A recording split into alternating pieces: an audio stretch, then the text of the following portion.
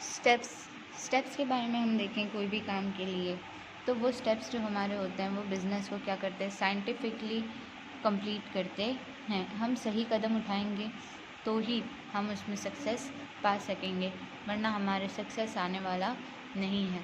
अब long time होता है कोई बिज़नेस, कोई शॉर्ट टाइम होता है। अगर लॉन्ग टाइम आपको चलाना है आपका ऑर्गेनाइजेशन, तो हमेशा प्रॉपर तरीके से हर चीज़ आपको यूज़ करनी चाहिए। अगर वो प्रॉपर प्रोसेस आपकी इसमें नहीं है तो आपका बिज़नेस लंबे समय तक नहीं चलेगा। और दूसरी बात, उसमें धीरे धीरे आपका ड्रॉबैक आएगा, यानी धीरे धीरे आपका बिज़नेस ठप होता चला जाएगा। इस तरह से पीटर एफ ड्रुकर ने हमें क्या बताया है कि अगर ऑर्गेनाइजेशन लॉन्ग टाइम के लिए फॉर्मेशन किसी चीज़ का नहीं करता, यानी बनाता नहीं है रूल्स रेगुलेशंस और सारे चीज़ें, तो धीरे धीरे उसका यूनिट धीरे धीरे ड्रॉप होना शुरू हो जाता है, जिसकी वजह से क्या होता है, ऑर्गेनाइजेशन अपना फंक्शन सही ढंग से नहीं कर पाता और नुकसान आना शुरू हो जाता है। क्लैरिफिकेशन ऑफ ऑब्जेक्टिव के बारे में बात करूं तो कोई भी फॉर्मेशन जो होता है वो शुरुआत में से ही करके रख लेना चाहिए। क्लियर होना चाहिए कि हमारा गोल कहाँ पर है, हमें क्या काम करना है और हम लोगों को उसी हिसाब से पूरा करना है। अब कंपनी का गोल है कि मुनाफा कमाए, लेकिन जो अंदर स्टाफ काम कर रहा है उस सब का गोल एक नहीं है, उन सब का गोल अलग है।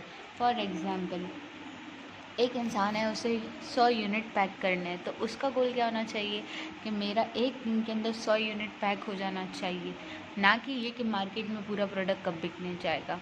दूसरा ये कि अगर कोई इंसान है उसे 100 यूनिट बनाना है, तो उसका गोल ये होना चाहिए कि एक दिन में उसका 100 यूनिट बन जाए, ना कि ये कि मार्केट में उसका प्राइस क्या होगा। यानी मार्केट की वैल्यू वो बिज़नेस ओनर्स का काम है, लेकिन इंटरनल सब गोल्स जिसे कहा जाता है, अंदर जो छोटे छोटे गोल्स होते हैं, वो किसका होता है, एम्प्लॉय का टास्क होता है। पहला तो फर्स्ट स्टेप वही क्लियर होना चाहिए। लिस्ट ऑफ फंक्शन की जो लिस्ट है वो हमेशा तैयार रहनी चाहिए और उसी हिसाब से सब काम का शुरुआत करना चाहिए। वो हर एक इंसान को सही टास्क दे देना, उसी के लिए मीन्स उसमें डिस्ट्रीब्यूशन का सबसे बड़ा रोल होता है। कोई भी काम जो है वो रिपीट नहीं होता इसकी मदद से, और उसमें सही ध्यान रखा जाता है। ये लिस्ट जो है वो आपको ये चीज़ के लिए ध्यान दिलाती है कि आपका फाइनल डिस्ट्रीब्यूशन सही समय पर सही तरह से पूरा हो सके। डिपार्टमेंटल फंक्शन क्या होते हैं, डिपार्टमेंटेशन के, जब आपकी लिस्ट के फंक्शन तैयार हो जाएं तो आपको आपके वर्क एरिया के अंदर उसका देखने के लिए जांच करना ज़रूरी है। फिर अपना जो डिवीज़न है उन डिवीज़न के हिसाब से उसका एक एरिया परचेज़ के हिसाब से, सेल के हिसाब से, अकाउंट के हिसाब से, तीनों हिसाब से उसका डिवीज़न करना चाहिए और प्लान करना चाहिए कि इसमें मुनाफा कितना होगा और नुकसान कितना।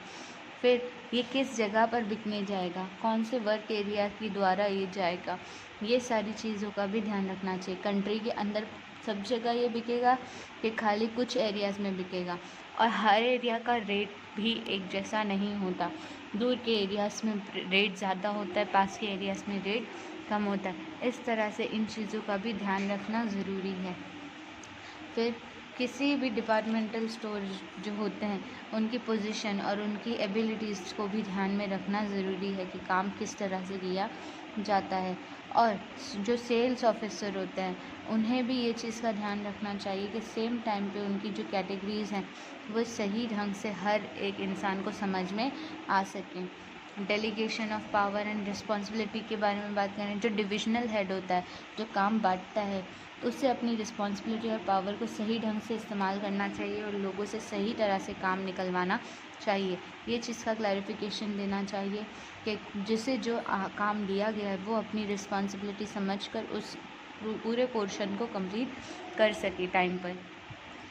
इंटर रिलेशनशिप बहुत ज़रूरी है। अगर आपके वर्क एरिया में आप लोगों की पर्सनल डिपार्टमेंट के अंदर अगर अच्छे से सबकी सहमति नहीं होगी तो अंदर से ही अगर गड़बड़ शुरू हो जाएगी तो आपका डिपार्टमेंट कभी भी एग्जीक्यूशन के टाइम पर अपना काम पूरा सही ढंग से कर नहीं पाएगा। तो सेंट्रली ही पहले हमें हमारा रिलेशनशिप स्ट्रॉन्ग बनाना चाहिए।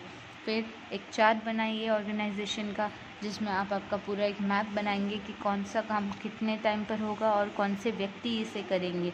इस तरह से एक नोटिस बोर्ड पे हर रोज़ आपको उनकी ड्यूटी डिस्प्ले कर देनी चाहिए ताकि आपको पर्सनली जा के किसी को भी उनका काम बताना ना पड़े।